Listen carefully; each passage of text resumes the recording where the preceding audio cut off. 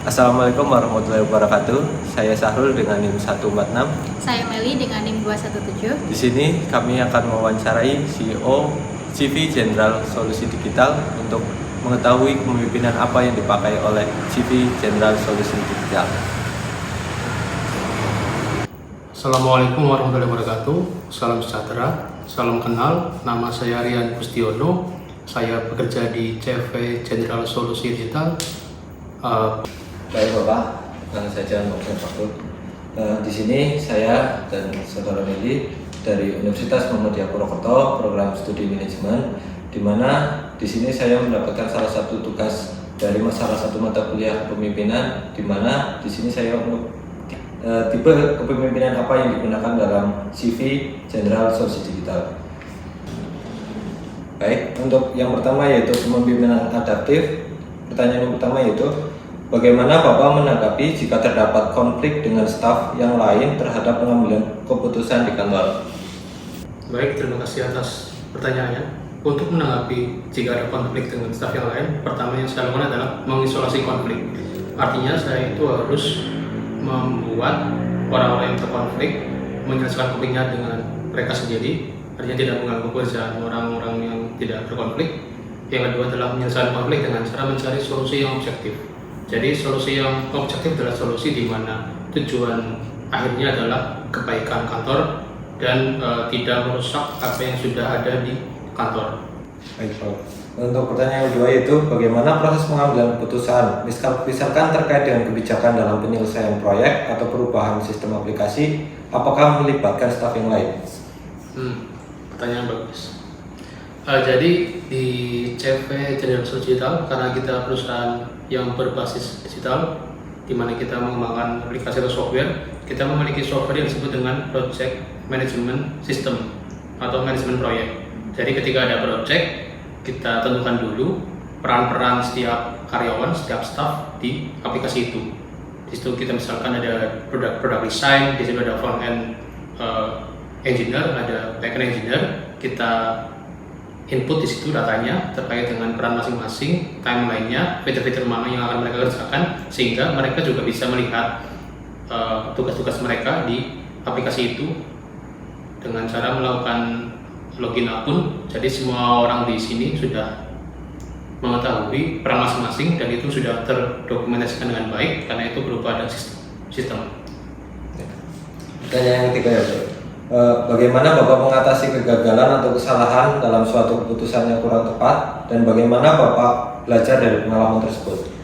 Oke, ketika kita melakukan sebuah keputusan yang kurang tepat atau kita mengambil keputusan yang kurang tepat, yang pertama yang saya lakukan adalah bertanggung jawab atas apa yang telah terjadi. Misalkan itu adalah merupakan domain saya, tentu saya akan bertanggung jawab. Yang kemudian yang kedua adalah saya dan tim akan melakukan yang namanya post-mortem review, di mana kita akan menganalisis, kita akan mengevaluasi secara menyeluruh terkait dengan kesalahan-kesalahan yang terjadi.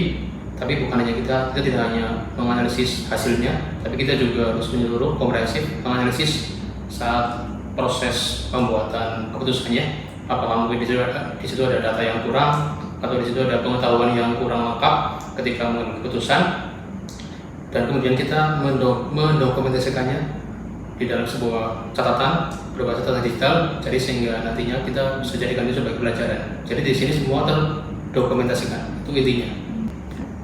Baik, pertanyaan yang terakhir dari kepemimpinan adaptif, apakah ada program pelatihan dan pengembangan untuk staf? Jika ada, jenis program apa yang mendukung hal tersebut?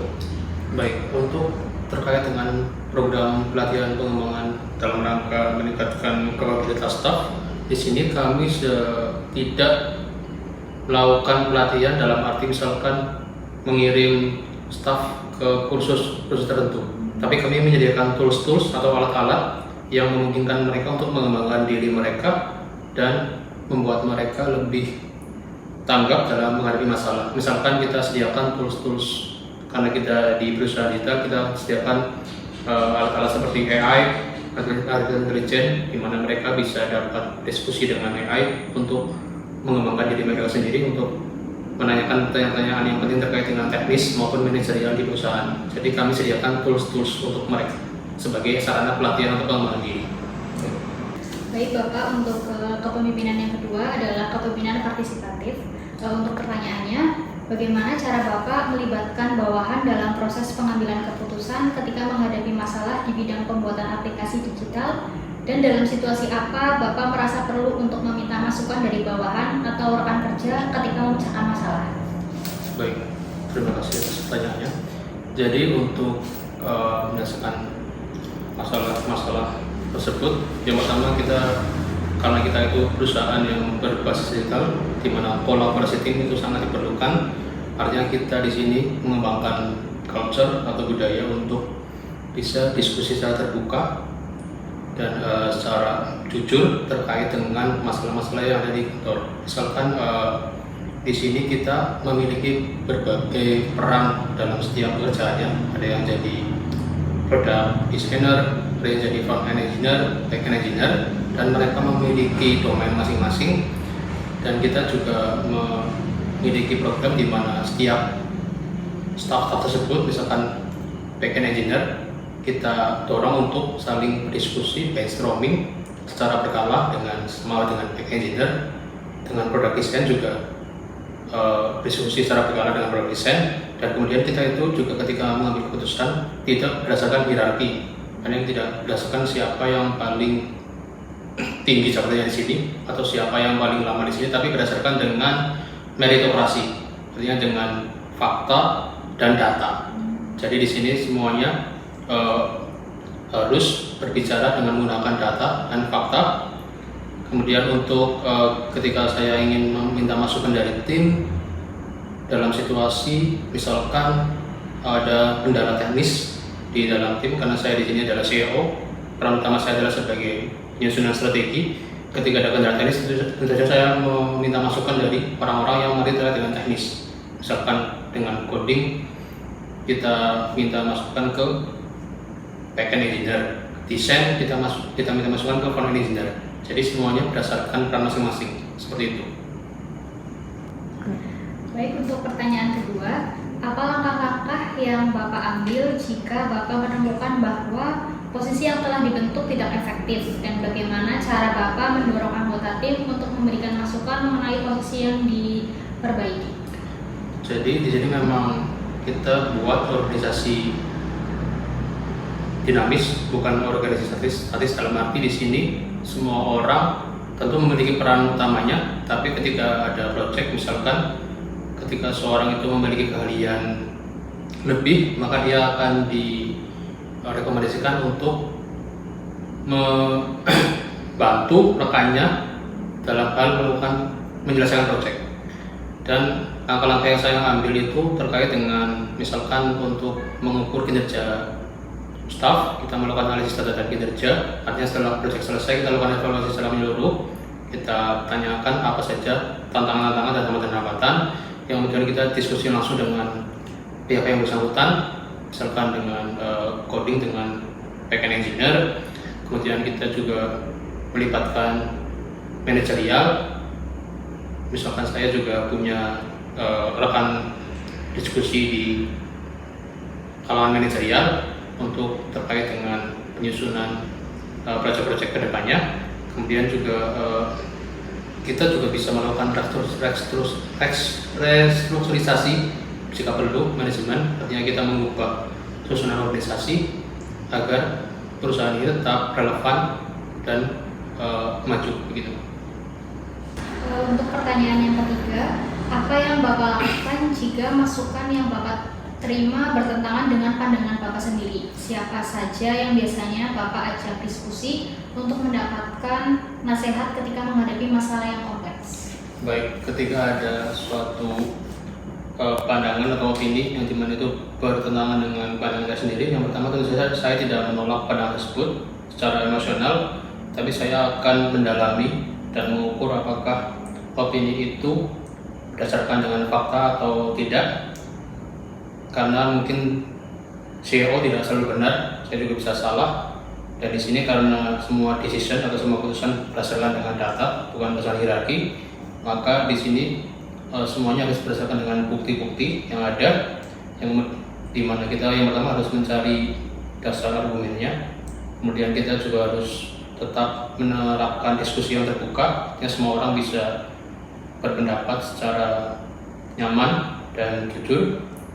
Kemudian kita akan menggali fakta-fakta yang lebih dalam, mungkin dari dokumentasi atau catatan sebelumnya. Kemudian kita juga harus mengambil semacam waktu untuk refleksi dan evaluasi secara lebih jauh. Kemudian untuk masalah-masalah yang saya tidak bisa mengambil keputusan sendirian, saya akan berdiskusi dengan pihak manajerial yang mungkin dulu juga founder dari CV General Solutions Digital, di mana mereka itu adalah orang-orang yang sudah mengalami banyak hal.